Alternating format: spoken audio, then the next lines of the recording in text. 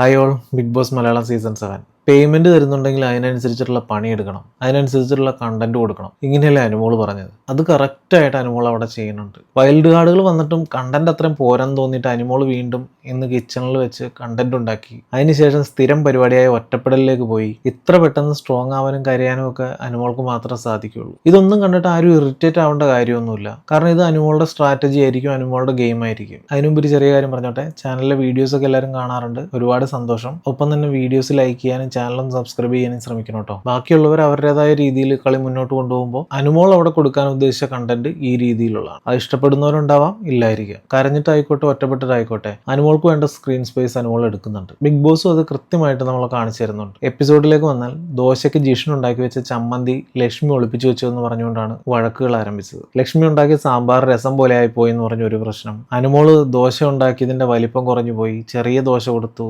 എന്നുള്ളത് മറ്റൊരു പ്രശ്നം. അനുമോള് പറയുന്നത് 4 ദോശയൊക്കെ കൊടുത്ത് ഉമ്മാരെ വഷളാക്കിയത് അനുമോളാണ്, അതുകൊണ്ടാണ് ഇപ്പൊ അനുഭവിക്കേണ്ടി വരുന്നതെന്നാണ് പറയുന്നത്. ആ ദോശ കണ്ടാൽ തന്നെ അറിയാം അത് 2 ഒന്നും കഴിച്ചാൽ അത്യാവശ്യം വിശപ്പുള്ളവർക്ക് വിശപ്പ് മാറാൻ പോടില്ല. വീട്ടിൽ കഴിക്കുന്ന പോലെ ഇവിടെ കഴിക്കാൻ പറ്റില്ലെന്നാണ് അനുമോളുടെ വാദം. പതിവ് പോലെ കൊടുക്കുന്ന ഫുഡ് പോലും അനുമോൾ അവിടെ കൊടുക്കാൻ മടിക്കുന്നുണ്ട്. ഒന്നാമത് ദോശ ചേർത്ത് അത് കൊടുക്കാൻ മടി കാണിക്കുന്നു. അങ്ങനെ മൊത്തത്തിൽ അവിടെ പ്രശ്നമായി. ഉള്ളപ്പോൾ ആവശ്യത്തിന് എല്ലാവർക്കും കൊടുക്കാറുണ്ട്, ഇല്ലാത്തപ്പോൾ എല്ലാവരും അഡ്ജസ്റ്റ് ചെയ്ത് നിൽക്കാറുണ്ടെന്ന് ബിന്നി വന്ന് പറഞ്ഞിട്ട് പോകുന്നുണ്ട്. എന്തും ആയിക്കോട്ടെ, ഭക്ഷണം വിളമ്പുമ്പോൾ കുറച്ച് സ്നേഹത്തോടെ വിളമ്പിക്കൂടെ എന്നുള്ളതാണ് നെവിൻ ചോദിക്കുന്നത്.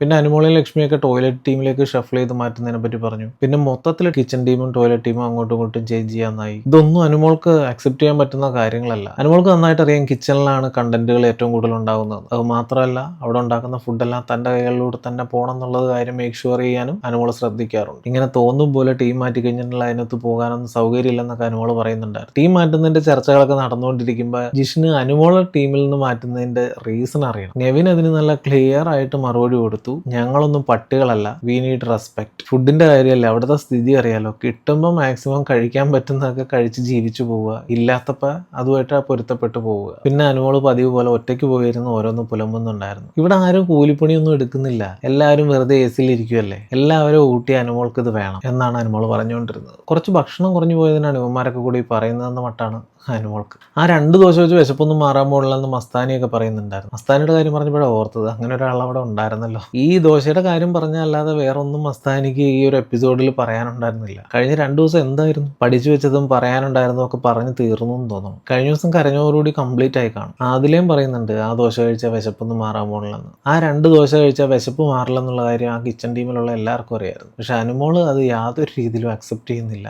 അവർക്ക് 2 ദോശ കഴിച്ചാൽ പോരെ, ഇതിനു മുമ്പ് വളരെ കുറഞ്ഞ സാഹചര്യത്തിൽ ഫുഡ് കഴിച്ചിട്ടുണ്ടല്ലോ എന്നൊക്കെയാണ് പറയുന്നത്. എന്നാൽ ഇപ്പോൾ അവർക്ക് ലാവിഷ് ഫുഡ് കഴിക്കാനുള്ള സോഴ്സ് ഉണ്ട്. ആ സമയത്ത് ഫുഡ് കൊടുക്കാതിരിക്കുന്നത് എന്താണെന്നുള്ളതിനെ പറ്റി അനുമോൾക്ക് ഒന്നും പറയാനില്ല. കൂടുതൽ കൊടുത്ത് ഞാൻ എല്ലാവരെയും വഷളാക്കി എന്നിങ്ങനെ റിപ്പീറ്റ് ചെയ്തത് പറയുന്നതല്ലാതെ വേറെ ഒന്നും പറയുന്നില്ല. ഞങ്ങൾ ഹോർലിക്സ് ഒക്കെ കുടിച്ച് തന്നെയാണ് ഇങ്ങോട്ട് വന്നതാണ് നെവിൻ്റെ ഒരു കമന്റ്. എല്ലാവർക്കും ഭക്ഷണം കുറച്ച് കുറവാണ് കൊടുത്തത് എന്നുള്ള നിസ്സാര കാര്യത്തിനല്ലേ എന്ന മട്ടാണ് അനുമോൾക്ക്. ഇതിന്റെ പേരിൽ പ്രശ്നം ഉണ്ടാവുമെന്ന് നൂറയൊക്കെ പറഞ്ഞു കൊടുത്തിട്ട് പോലും പ്രശ്നം ഉണ്ടാവുകയാണെങ്കിൽ ഉണ്ടാവട്ടെ എന്ന ആറ്റിറ്റ്യൂഡ് ഇടുകയും ചെയ്യുന്നുണ്ട്. ഈ ലക്ഷ്മിയുടെ കാര്യം പറഞ്ഞാൽ ലക്ഷ്മി ഒരു റോബോട്ട് പോലെയാണ്. അതായത് ഒരു യാന്ത്രികമായിട്ടുള്ള ഒരു സംസാരമൊക്കെയാണ് അവരുടെ ഒരു രീതി. ജിഷ്ണു ഒതുക്കാൻ അത് ധാരാളം മതി. ജിഷ്ണു എന്തെങ്കിലും വളരെ സീരിയസ് ആയിട്ട് പറയുമ്പോൾ പോയി ചപ്പാത്തി വരത്ത് എന്നൊക്കെ പറഞ്ഞു കഴിഞ്ഞാൽ തീർന്നു പോകാവുന്നുള്ളൂ ജിഷ്. അത് കുറെ ഒച്ചയും ബഹളമൊക്കെ എടുക്കും, പിന്നെ അത് കഴിഞ്ഞിട്ട് മറ്റവർ പറഞ്ഞാൽ സമ്മതിച്ചും കൊടുക്കും. അങ്ങനത്തെ ഒരു സാധനമാണ് ഈ ജിഷ്. ഇനിവേ ലക്ഷ്മിയുടെ ആ ഒരു സംസാരങ്ങളാണേലും ഒരു സ്ഥലത്ത് നിൽക്കാൻ പറ്റുന്നില്ല, അങ്ങോട്ടും ഇങ്ങോട്ടും ഒക്കെ മാറിയൊക്കെ പോകുന്നുണ്ട്. ആദിലായിട്ട് അനുമോള് സംസാരിക്കുമ്പോൾ വീട്ടിൽ കാണിക്കുന്ന അതേ സ്വഭാവമാണ് ഞാനിവിടെ കാണിക്കുന്നത് അനുമോള് പറയുന്നുണ്ട്. നീ വീട്ടിൽ ഇങ്ങനെയാണ് കാണിക്കുന്നത്,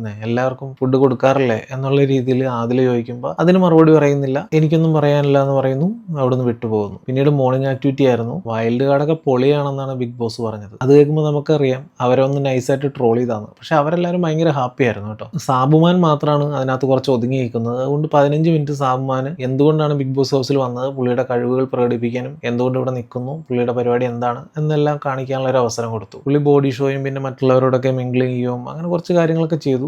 അനീഷ് ഒഴികെ മിക്കവരും സാബുമാൻ അത്യാവശ്യം ജെല്ലായി പോകുന്ന ഒരാളാണ് എന്ന രീതിയിലാണ് പറഞ്ഞത്. പിന്നെ വൈൽഡ് കാർഡുകൾക്ക് പണിപ്പുരയിൽ കയറാനുള്ള അവസരമായിരുന്നു. 10 സെക്കൻഡ് ഉണ്ടായിരുന്നു. പക്ഷെ 2ാമത്തെ ബസ്സിന് ശേഷമാണ് എല്ലാവരും പുറത്തെത്തിയെന്ന് ബാക്കിയുള്ള പുറത്തുള്ള എല്ലാവരും ചേർന്ന് പറഞ്ഞു. അതുകൊണ്ട് അവർക്ക് സാധനമൊന്നും എടുക്കാൻ പറ്റില്ല എന്നുള്ള രീതിയിൽ തർക്കമായി. ബസ് അടിക്കുന്നതിന് മുന്നേ എത്തിയെന്ന് ജിഷ്ണും തർക്കിച്ചു. പുറത്ത് നിൽക്കുന്നവർക്കുള്ള മുട്ടം പണിയാണല്ലോ ഇവർ കൊണ്ടുവരുന്ന പാക്കറ്റിലുള്ളത്. അതുകൊണ്ട് തന്നെ ഇവർക്ക് കിട്ടാൻ പോകുന്ന പണി ഒഴിവാക്കാൻ വേണ്ടി അവർ സമയത്തിനുള്ളിൽ പുറത്തെത്തിയിട്ടില്ലെന്ന് ഈ പുറത്തുള്ളവരെല്ലാവരും പറഞ്ഞു. അത് ഗെയിമിൽ വീണ് കിട്ടിയ അവസരമായിട്ട് ഇവരെല്ലാവരും ഉപയോഗിച്ചു. ഏൽപ്പിച്ചു. അതിനവർ ഒറ്റക്കെട്ടായിട്ട് വൈൽഡ് കാർഡ്സിനെതിരെ നിന്നു. ഈ ഒരു സമയത്ത് ബിഗ് ബോസ് ക്യാപ്റ്റന്റെ തലയിലാണുള്ളത് വെച്ച് കെട്ടിക്കൊടുക്കാറ്. അങ്ങനെ അത് നെവിനെ ഏൽപ്പിച്ചു. എല്ലാവരുടെയും തീരുമാനമായിട്ട് അവർ ബസറിന് മുമ്പ് പുറത്തെത്തിയിട്ടില്ല എന്ന് നെവിൻ പറഞ്ഞു. പക്ഷെ ഇതൊന്നും ജിഷിൻ അക്സെപ്റ്റ് ചെയ്തില്ല. എടുത്ത സാധനങ്ങളുമായിട്ട് ജിഷിൻ ഹൗസിനകത്തേക്ക് കയറാൻ നോക്കുകയും അക്ബർ അത് തടയുകയും പിന്നെയും തള്ളി അകത്തേക്ക് കയറിയപ്പോൾ അക്ബർ ആ സാധനം എടുത്ത് വലിച്ചെറിയുകയും മൊത്തത്തിൽ അവിടെ വഴക്കാവുകയും ചെയ്തു. ബിഗ് ബോസ് ഇടപെട്ട് ക്യാപ്റ്റൻ എടുത്ത തീരുമാനം നടപ്പിലാക്കാൻ പറഞ്ഞു. അങ്ങനെ ജിഷിന്റെ സാധനങ്ങളൊക്കെ പുറത്തു കൊണ്ടുവെക്കേണ്ടി വന്നു. എല്ലാവരും ജിഷിനെ ഇട്ട് നല്ലപോലെ വാട്ടി. എല്ലാവരും ഒറ്റക്കെട്ടായിട്ട് ഗെയിമിന് വേണ്ടി നിന്നപ്പോൾ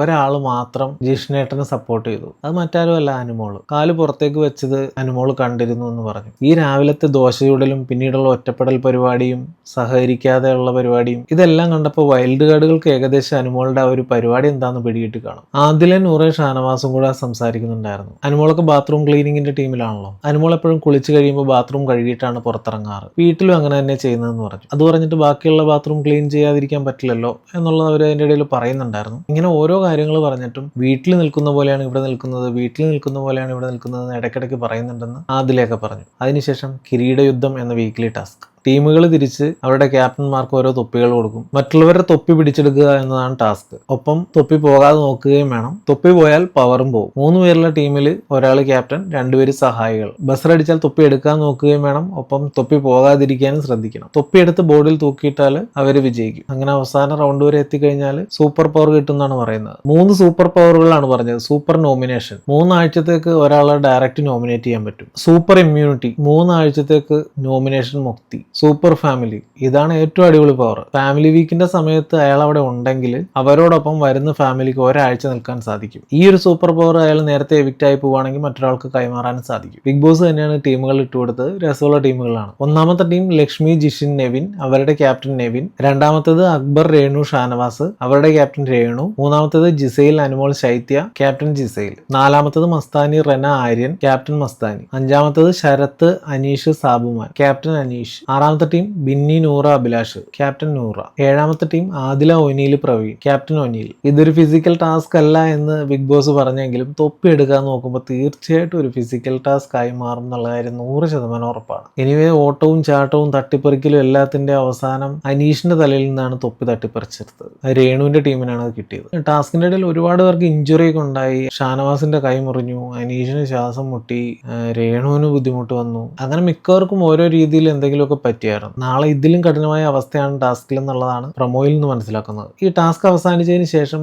രേണുവിന്റെ അടുത്ത് അനുമോളി ഒക്കെ എന്ന് ചോദിക്കുന്ന സമയത്ത് രേണു താഴത്തേക്ക് ഇങ്ങനെ വീണു പോകുന്ന പോലെ ഒരു ഇതുണ്ടായിരുന്നു. ഇതിനെപ്പറ്റി ആര്യൻ, ജിഷിൻ, അപ്പാനി ഇവരെല്ലാവരും കൂടെ ഇങ്ങനെ സംസാരിക്കുന്നുണ്ടായിരുന്നു. രേണുവിന് അങ്ങനെ ഒന്നും ചെയ്യാൻ പറ്റില്ല, അതിനു മുമ്പ് തന്നെ ആള് താഴെ പോകും എന്ന രീതിയിലാണ് സംസാരിച്ചത്. എന്തെങ്കിലും ചെയ്യാൻ വന്നതിന് മുമ്പ് തന്നെ ആള് തട്ടിപ്പോവും, അത്രയ്ക്ക് ദുർബലയാണ് എന്ന രീതിയിൽ രേണു സുധിച്ചേട്ടന്റെ അടുത്തേക്ക് എത്തിയേനെ എന്നുള്ള രീതിയിൽ അങ്ങ് പറഞ്ഞു. കുത്തി നോവിക്കാൻ വേണ്ടി പറഞ്ഞ സാധനമൊന്നുമല്ല, പക്ഷെ അത് വേണമെങ്കിൽ ഒഴിവാക്കാമായിരുന്നു. ഇതൊക്കെ അറിയാതെ തന്നെ ഇവന്റെയൊക്കെ വായിലേക്ക് വരാനുള്ള ഒരു പ്രധാന കാര്യം എപ്പോഴും ഈ സുധിച്ചേട്ടനെ രേണുവിന്റെ ഒപ്പം വലിച്ചിട്ടാണല്ലോ എല്ലാവരും സംസാരിക്കുന്നത്. അതുകൊണ്ടായിരിക്കും തട്ടിപ്പോകുമെന്ന് പറയുന്നതിന് പകരം സുധിച്ചേട്ടന്റെ അടുത്തേക്ക് എത്തിയനെ എന്ന് പറഞ്ഞത്. ഇനിവേ അത് പലർക്കും തൃപ്തികരമായിട്ടൊന്നും തോന്നിയിട്ടില്ല. അത് വേണമെങ്കിൽ ഒഴിവാക്കാമായിരുന്നു. ഇതിനെപ്പറ്റി അക്ബറും ആര്യനും തമ്മിൽ തർക്കമുണ്ടായി. അങ്ങനെ പറയാൻ പാടില്ലായിരുന്നു എന്ന് അക്ബർ പറയുന്നു. ഇത് തമാശയ്ക്ക് പറഞ്ഞാണ്, വേറെ ഉദ്ദേശത്തിലൊന്നും അല്ല, നീ സീരിയസ് ആയിട്ട് എടുക്കല്ലേ എന്ന് ആര്യൻ പറയുന്നു. അങ്ങനെ അവര് തമ്മിലൊരു വർത്താനമൊക്കെ ഉണ്ടായി. പക്ഷെ ഒരു കാര്യം എന്താണെന്നറിയോ, അപ്പാനി വിളിച്ച് ഇവർ രണ്ടുപേരെ ഇരുത്തി സംസാരിച്ചു കഴിഞ്ഞപ്പോൾ ഇവരത് അങ്ങ് വിട്ട് കളഞ്ഞു. ഒന്ന് ഓർത്ത് നോക്കി, ഇവരെല്ലാവരും ഇത് പറഞ്ഞ് സോൾവ് ചെയ്യുന്ന കണ്ടില്ലേ? ഇന്നലെ അക്ബറും ഷാനവാസും തമ്മിലുള്ള പ്രശ്നം സോൾവ് ചെയ്യുന്നുണ്ടില്ലേ? പക്ഷെ ദിവസങ്ങളായിട്ടും പല അവസരങ്ങൾ കിട്ടിയിട്ടും അവരുടെ വഴക്കുകളും പണക്കങ്ങളും ഒന്നും പറഞ്ഞു തീർക്കാത്ത എത്രയോ പേരവിടെ ഉണ്ട്. മനസ്സിൽ ആ ഒരു അഴുക്കും ഭാരവും ഒക്കെ കൊണ്ടു കിടക്കുന്ന എത്രയോ പേരവിടെ ഉണ്ട്. പ്രത്യേകിച്ച് പേരൊന്നും എടുത്തു പറയുന്നില്ല, നിങ്ങൾ ആലോചിച്ചാൽ തന്നെ മനസ്സിലാവും. അനീഷ് ടാസ്കിന്റെ ഇടയിൽ ഷാനവാസിന്റെ കൈ കടിച്ച് മുറിച്ചിട്ടൊക്കെ ഉണ്ടായിരുന്നു. അതിനെപ്പറ്റി ഷാനവാസ് ബിഗ് ബോസിന്റെ അടുത്ത് കംപ്ലൈന്റ് പറയുന്നുണ്ടായിരുന്നു. പിന്നെ അനുമോളുടെയും ജിസേലിന്റെയും ജയിൽവാസത്തിനുള്ള സമയമായിരുന്നു. ജയിലിന്റെ അകത്ത് വെച്ച് ജിസേലും അനുമോളും സംസാരിച്ചു. ജിസേൽ അനുമോളോട് കൊച്ചിലെ മുതൽ നിനക്ക് ഇങ്ങനെ വാശി ഉണ്ടായിരുന്നു എന്ന് ചോദിക്കുന്നു. നീ മറ്റുള്ളവരെ കൂടി ഓർക്കണം എന്ന് പറയുന്നു. ചെറിയ കാര്യങ്ങളിൽ കരയുന്നതിനെ പറ്റി പറയുന്നു. ഇമോഷൻസ് കൺട്രോൾ ചെയ്യണമെന്ന് പറയുന്നു. ഇത്രയും വലിയ അലിഗേഷനൊക്കെ പറഞ്ഞിട്ട് പോലും നിനക്കൊരു സോറി പറയണമെന്ന് തോന്നിയിട്ടില്ല. അപ്പൊ നീ ഒരു ഹ്യൂമൻ അല്ല എന്ന രീതിയിൽ വരെ ജിസേല് പറയുന്നുണ്ട്. എനിക്ക് തോന്നിയൊരു കാര്യം പറയാം. അനുമോളൊക്കെ കുറച്ച് ദിവസം കഴിഞ്ഞപ്പോൾ തന്നെ എല്ലാവരിലുള്ള വിശ്വാസം ആക്ച്വലി പോയിട്ടുണ്ട്. മറ്റുള്ളവരെല്ലാവരും അനുമോളുടെ അടുത്ത് വന്ന് പറയുന്നതും ചെയ്യുന്നതും എല്ലാം അവരുടെ ഗെയിമാണെന്ന് മാത്രമാണ് ചിന്തിക്കുന്നത്. അതിന്റെ അപ്പുറത്തേക്കുള്ള ബന്ധങ്ങൾ അനുമോൾക്ക് ഉണ്ടാക്കാൻ പറ്റിയിട്ടില്ല. എവിടെയും സംശയം, വിശ്വാസം ഇല്ലായ്മ, ഇങ്ങനെയുള്ള കാര്യങ്ങളുടെ എല്ലാം ഒരു ലൂപ്പിലാണ് അനുമോൾ പെട്ടിരിക്കുന്നത്. കൂടാതെ ഞാൻ ഞാൻ മാത്രമാണ് ശരി എന്നുള്ള ചിന്തയും പല കാര്യങ്ങളെയും നോക്കി കാണുന്ന രീതി, ഇതെല്ലാം കൂടി ചേർന്ന് ഈ ഗെയിമിലേക്ക് വന്നപ്പോൾ ഇതാണ് ഇപ്പൊ അനുമോളുടെ അവസ്ഥ. അനുമോളെ സപ്പോർട്ട് ചെയ്യുന്ന ഒരുപാട് പേരുണ്ടാവും. നമ്മളെല്ലാവരും അനുമോളെ ടിവിയിലൂടെയാണ് കാണുന്നത്. പക്ഷെ അനുമോളുടെ തൊട്ടടുത്തുള്ളവരാണ് ആദില, നൂറ, ശൈത്യ, ഇവരൊക്കെ. ആദില അനുമോളെ പറ്റി പറയുന്നത് അവൾക്കെല്ലാം കണ്ടന്റ് ആണ്. കരയുന്നതും പറയുന്നതും എക്സ്പോസ് ചെയ്യുന്നതും ഇമോഷൻസും വിളമ്പുന്നതും ചോറുണ്ടാക്കുന്നതും ആര്യനുമായിട്ടുള്ള കോംബോയും അങ്ങനെ എല്ലാം കണ്ടന്റ് ആണ്. ഇവിടെയുള്ള ഓക്സിജൻ ഒഴികെ അവളുടെ പാവ പോലും കണ്ടന്റ് ആണെന്ന് പറയുന്നുണ്ട്. ഒരു സംശയം വേണ്ട, അതില എല്ലാം കണ്ടന്റ് തന്നെയാണ് അനുമോൾക്ക്. അനുമോൾ അവിടെ ഗെയിം കളിക്കാൻ വന്നതാണ്. നിങ്ങളൊക്കെ അതിൽ വീണ് പോയിട്ടുണ്ടെങ്കിൽ നിങ്ങളുടെ മാത്രം കുഴപ്പം. അനുമോൾ ഇപ്പോഴും മുമ്പോട്ട് പോയിക്കൊണ്ടിരിക്കുകയാണ്. അത് വിന്നർ ആവുമോ അല്ലയോ എന്നുള്ളതൊന്നുമല്ല. അനുമോൾക്ക് പിടിച്ച് മുമ്പോട്ട് പോകാൻ വേണ്ടിയിട്ടുള്ള കണ്ടന്റുകൾ അനുമോൾ ഉണ്ടാക്കിക്കൊണ്ടേയിരിക്കും. ചിലപ്പോൾ കരച്ചിലായിരിക്കും, ചിലപ്പോൾ ഒറ്റപ്പെടലായിരിക്കും, ചിലപ്പോൾ നിങ്ങളായിട്ട് വട്ടം തിരിക്കുന്നതായിരിക്കും, എന്തും ആവാം. ഈ അനുമോളുടെ പുറകെ നടന്ന് തേയുന്നത് എല്ലാം നിങ്ങളായിരിക്കും. ആദിലക്ക് നൂറയ്ക്ക് നല്ലൊരു ഓപ്പണിംഗ് കിട്ടിയതാണ്. അതൊരു ചീപ്പ് ഗെയിം ആയിരുന്നിട്ട് കൂടി ഒരു ദിവസത്തേക്കെങ്കിൽ ഒരു ദിവസത്തേക്ക് നിങ്ങൾ ഭയങ്കര സംഭവമായി മാറിയവരാണ്. വൈൽഡ് കാർഡ് വന്നതോടുകൂടി അതങ്ങ് അടഞ്ഞുപോയി. ഇപ്പൊ നിങ്ങൾ കാര്യങ്ങളൊക്കെ മനസ്സിലാക്കി നിങ്ങളുടെ ഗെയിം സ്റ്റാർട്ട് ചെയ്യാൻ തുടങ്ങിയില്ലെങ്കിൽ നിങ്ങൾ വെറും ചട്ടുവങ്ങളായി മാറും. അനുമോളെ പോലുള്ളവർ വന്ന് ഇളക്കിയിട്ട് പോകും. അപ്പൊ അതുകൊണ്ട് നിങ്ങളെല്ലാം മനസ്സിലാക്കി എന്ന് പറയുന്നതിൽ കാര്യമില്ല. നിങ്ങൾക്ക് വല്ലതും ചെയ്യാനുണ്ടെങ്കിൽ നിങ്ങൾ ചെയ്യ്, നിങ്ങൾ കളിക്കുക. ഇവരോട് മാത്രമല്ല എല്ലാവരോടും. ഇത്രയൊക്കെയാണ് മൊത്തത്തിൽ എപ്പിസോഡിൽ ഉണ്ടായിരുന്നത്. ബാക്കിയുള്ള വിശേഷങ്ങളുമായി പിന്നീട് കാണാം. Thank you.